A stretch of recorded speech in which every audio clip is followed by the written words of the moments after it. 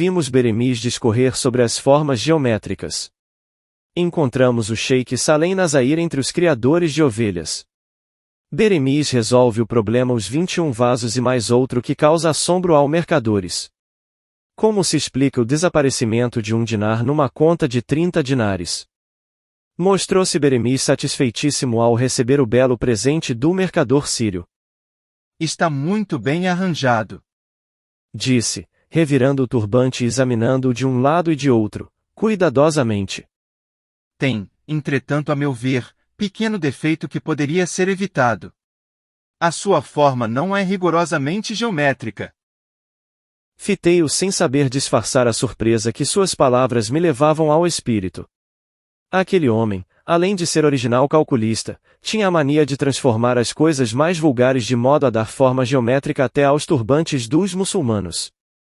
Não se admire, meu amigo, prosseguiu o inteligente persa, de que eu queira ver turbantes com formas geométricas. A geometria existe por toda parte. Procure observar as formas regulares e perfeitas que muitos corpos apresentam. No disco do sol, na folha da tamareira, no arco-íris, na borboleta, no diamante, na estrela do mar e até num pequenino grão de areia. Há, enfim, infinita variedade de formas geométricas espalhadas pela natureza. Um corvo a voar lentamente pelo céu. Descreve com a mancha negra de seu corpo figuras admiráveis. O sangue que circula nas veias do camelo não foge aos rigorosos princípios geométricos. A pedra que se atira no chacal importuno desenha no ar uma curva perfeita. A abelha constrói seus alvéolos com a forma de prismas hexagonais e adota essa forma geométrica, segundo penso, para obter a sua casa com a maior economia possível de material. A geometria existe, como já disse o filósofo, por toda parte. É preciso, porém, olhos para vê-la, inteligência para compreendê-la e alma para admirá-la. O beduíno rude vê as formas geométricas, mas não as entende. O sunita entende-as, mas não as admira. O artista, enfim, enxerga a perfeição das figuras, compreende o belo e admira a ordem e a harmonia. Deus foi o grande geômetra. Geometrizou a terra e o céu. Existe na Pérsia uma planta muito apreciada como alimento pelos camelos e ovelhas e cuja semente. E sempre discorrendo com entusiasmo sobre as múltiplas belezas da geometria, foi Beremiz caminhando pela extensa e poeirenta estrada que vai do Suque dos Mercadores até a Ponte da Vitória. Eu o acompanhava, em silêncio, ouvindo embevecido os seus curiosos ensinamentos. Depois de cruzarmos a Praça Moazem, também chamada Refúgio dos Cameleiros, avistamos a velha hospedaria das 7 Penas, muito procurada nos dias quentes, pelos viajantes beduínos vindos de Damasco e de Mossul. A parte mais pitoresca dessa hospedaria das 7 Penas era o seu pátio interno, com boa sombra para os dias de verão e cujas paredes se apresentavam totalmente cobertas de plantas coloridas trazidas das montanhas do Líbano. Sentia-se ali um ar de tranquilidade e repouso. Em velha tabuleta de madeira, junto à qual os caravaneiros amarravam seus camelos, podíamos ler em letras bem talhadas o título, 7 Penas. 7 Penas, murmurou Beremiz, observando a tabuleta. É curioso. Conheces por acaso, ó Bagdali, o dono dessa hospedaria? Conheço-o muito bem, respondi.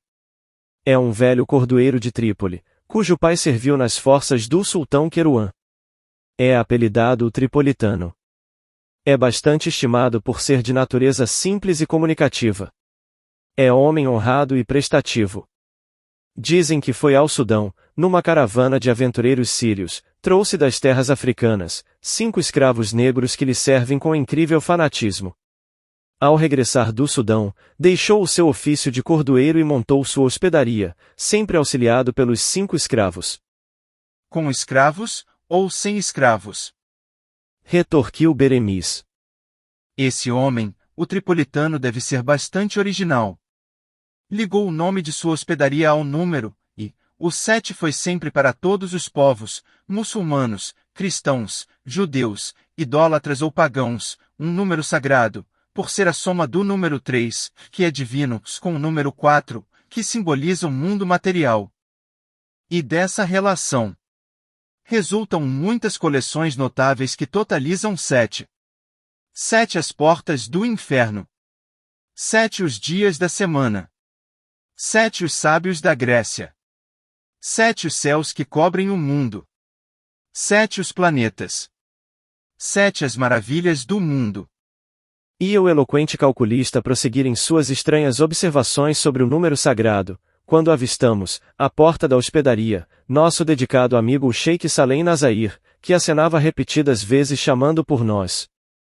Sinto-me feliz por tê-lo encontrado agora, ó calculista. Disse risonho o Sheik quando dele nos aproximamos. Sua chegada, não só para mim, como para 3 amigos que se acham nesta hospedaria foi altamente providencial. E acrescentou com simpatia e visível interesse.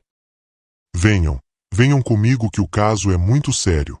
Levou-nos a seguir para o interior da hospedaria. Conduziu-nos por um corredor meio escuro, úmido, até o pátio interno, acolhedor e claro. Havia ali 5 ou 6 mesas redondas.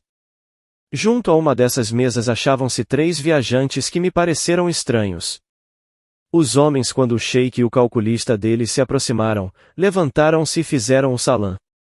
Um deles parecia muito moço, era alto, magro, tinha os olhos claros e ostentava belíssimo turbante amarelo cor de ovo, com uma barra branca, onde cintilava uma esmeralda de rara beleza. Os 2 outros eram baixos, ombros largos e tinham pele escura como beduínos da África.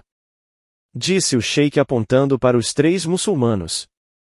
Aqui estão, ó calculista, os 3 amigos. São criadores de carneiros em Damasco. Enfrentam agora os problemas mais curiosos que tenho visto.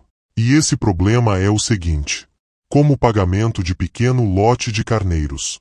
Receberam aqui, em Bagdá, uma partida de vinho, muito fino, composta de 21 vasos iguais, sendo 7 cheios, 7 meio cheios, 7 vazios.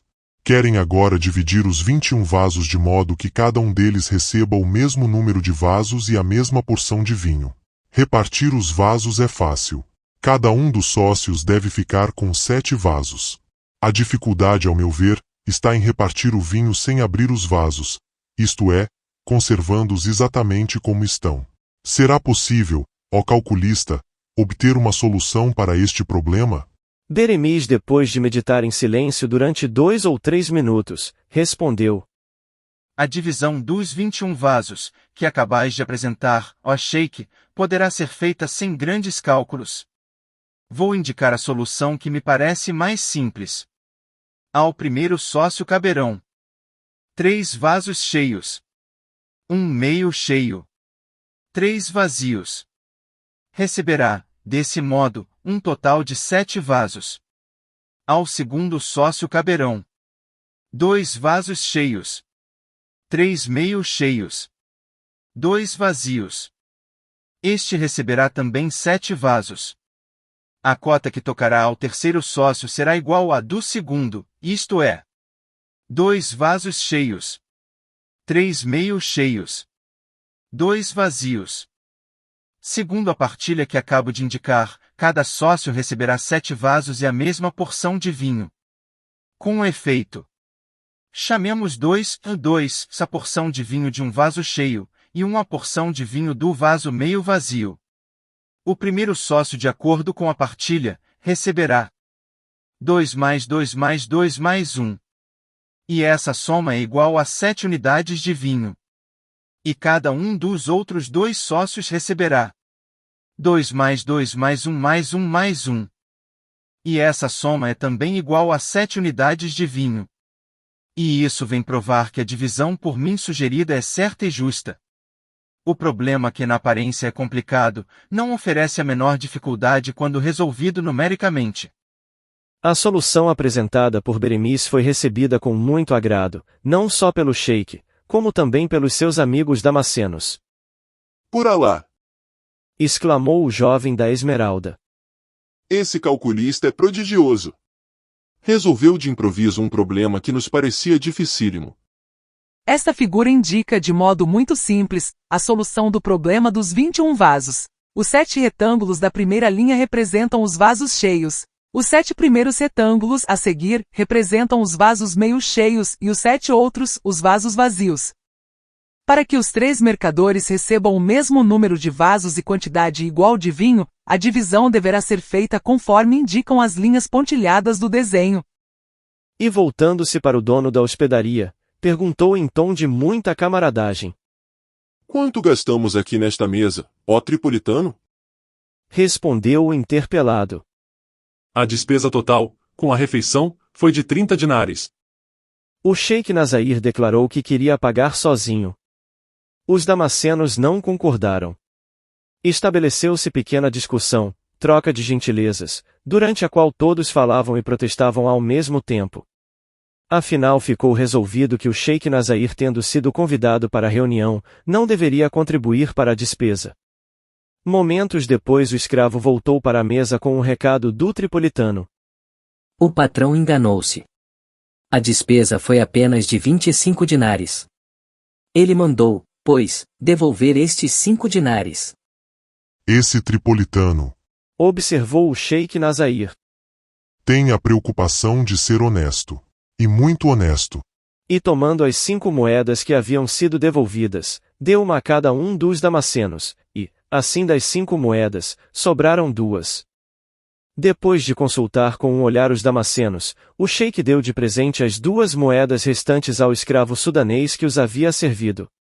Nesse momento, o jovem da esmeralda levantou-se, e, dirigindo-se muito sério aos amigos, assim falou: Com esse caso do pagamento dos 30 dinares de despesa, ao tripolitano surgiu uma atrapalhada muito grande. Trapalhada. E estranhou o Sheik. Não percebo complicação alguma. Sim, Confirmou o Damasceno. uma atrapalhada muito séria, ou um problema que parece absurdo. Desapareceu um dinar. Vejam bem. Cada um de nós pagou 10 dinares e recebeu 1 dinar de volta.